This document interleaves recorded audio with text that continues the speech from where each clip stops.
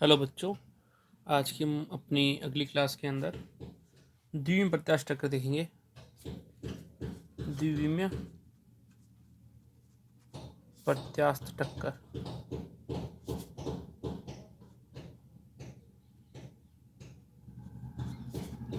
Two dimensional collision क्या होता है?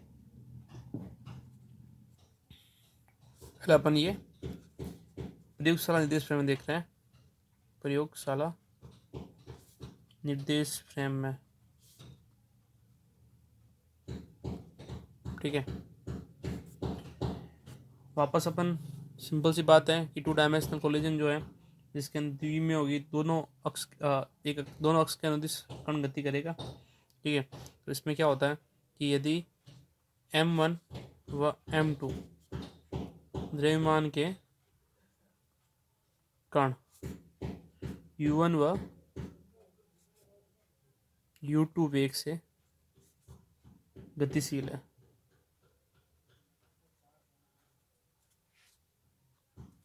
और क्या हो रहा है कि समतल में कहीं टक्कर करते हैं तो टक्कर के पश्चात इनका वेग v1 व v2 हो जाता है तथा θ1 और θ2 कोण पर गति करने लगते हैं।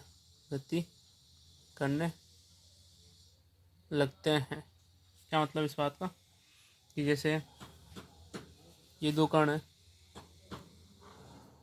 इसका द्रव्यमान है m1, गति है u1। ये दूसरा कण है जो है m2 द्रव्यमान का और वेग है u2, ठीक है। किसी भी माध्यम में कहीं पर भी टक्कर करेंगे, टक्कर के पश्चात एक कण चला जाएगा इधर, ठीक है ना। इसका वेग रहेगा v1, द्रव्यमान रहेगा m1। दूसरा कण जाएगा इधर, जिसका द्रव्यमान रहेगा m2, वेग रहेगा v2, ठीक है। और जो कोण का मान रहेगा वो रहेगा θ1 और ये θ2, ठीक है। ये y एक्स के अनुदिश हो गया और ये x, ठीक है। सबसे पहले अपन यहाँ पे संवेग के दो घटक ले लेते हैं। m1v1 है इधर m2v2 है। ये जो रहेगा m1v1 cos θ1, ठीक है, और ये रहेगा m1v1 sin θ1। और इसका नीचे वाले का m2v2 का, इसके भी m2v2 cos θ2। अब ये माइनस का cos θ2 है, क्योंकि नीचे जो एंगल है वो माइनस के अंदर मेजर्ड होगा, तो यहाँ पे m2v2 cos θ2 ही रहेगा, क्योंकि पता है cos minus theta cos theta होता है, ठीक है। और यहाँ पर जो रहेगा वो रहेगा m2v2 sin θ2। ये माइनस का है तो ये माइनस का रहेगा, sin θ2 माइनस का माइनस sin θ2 रहेगा, ठीक है।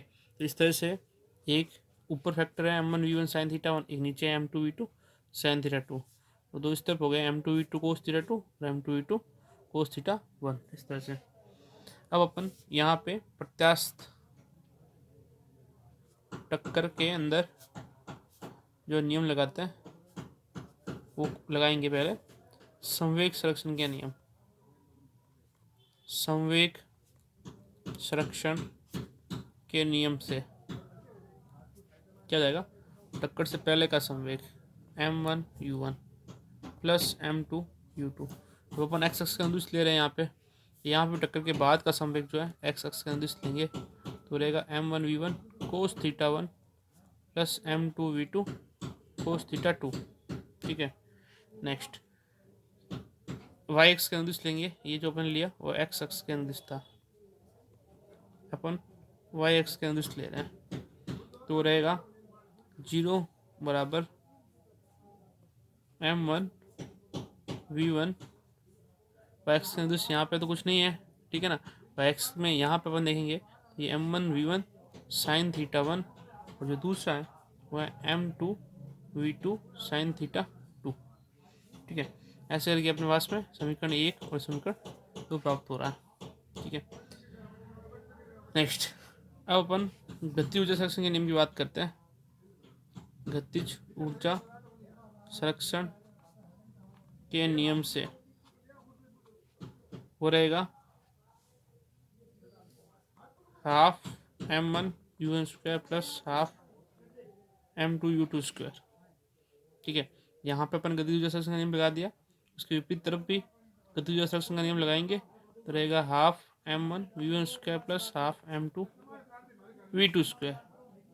अब यहाँ पर वेग का घटक ऊर्जा अधिक राशि है तो इसमें कोई घटक लेंगे नहीं अपन, सीधा सीधा लेंगे अपन, हाफ ऑफ कैंसिल कर देंगे तो यहाँ मिलेगा अपन को m1 u1 square plus m2 u2 square और m1 v1 square plus m2 v2 square, ठीक है। नेक्स्ट, ये समीकरण 3 है। अब इसके बाद में अपन एक शर्त लगाते हैं कि यदि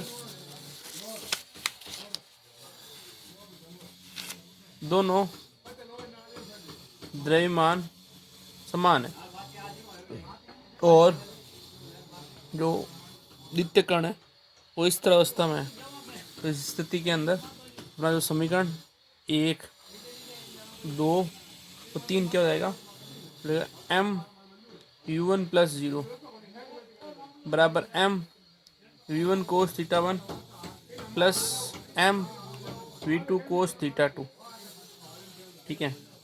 दूसरा समीकरण जो हो जाएगा m v1 sine theta 1 minus m v2 sine theta 2 और तीसरा समीकरण है half m1 m u1 square, half तो कैंसिल कर दिया आपने, ठीक है ना, हाफ कैंसिल कर दिया और next m v1 square plus m v2 square, m भी यहाँ से कैंसिल हो जाएगा, ठीक है। u1 स्क्वायर और v1 square plus v2 square, ये एक पद हो गया, ठीक है।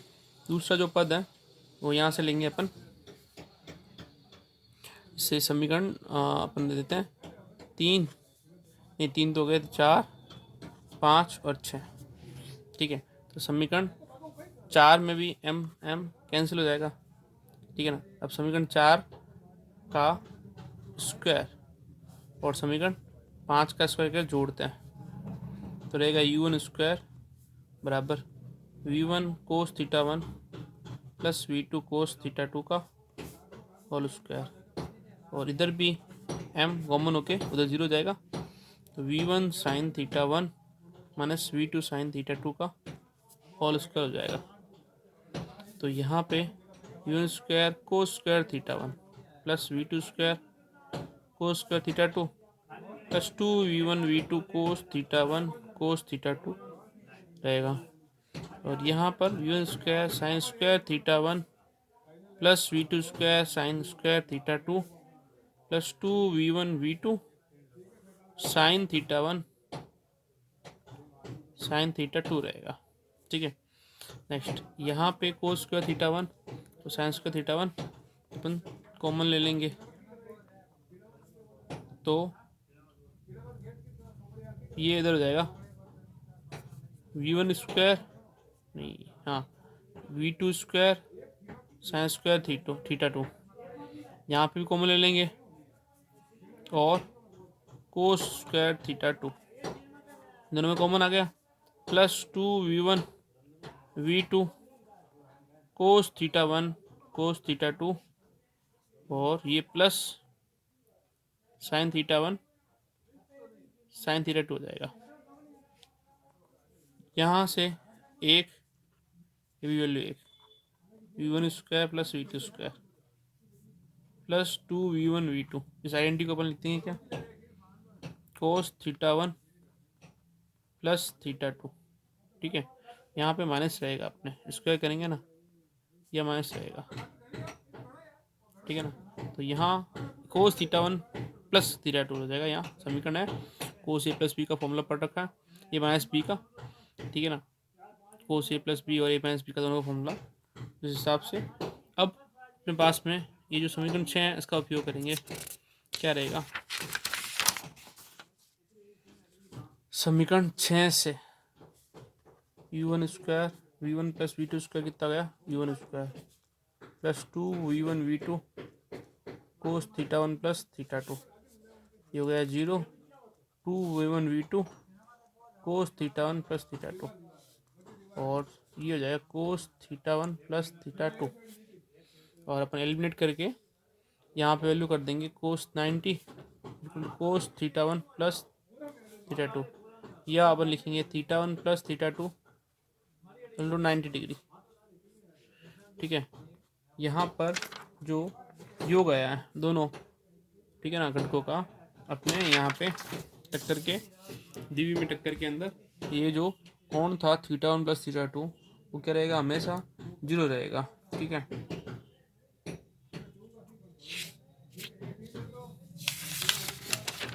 ठीक है, तो हम यहाँ पे कह सकते हैं कि निर्देश तंत्र 2D या द्विविमीय टक्कर में यदि दोनों कण समान है, वह द्वितीय कण क्या है, इस तरह है, तो टक्कर के पश्चात दोनों कण एक दूसरे के सदैव लंबवत गति करेंगे।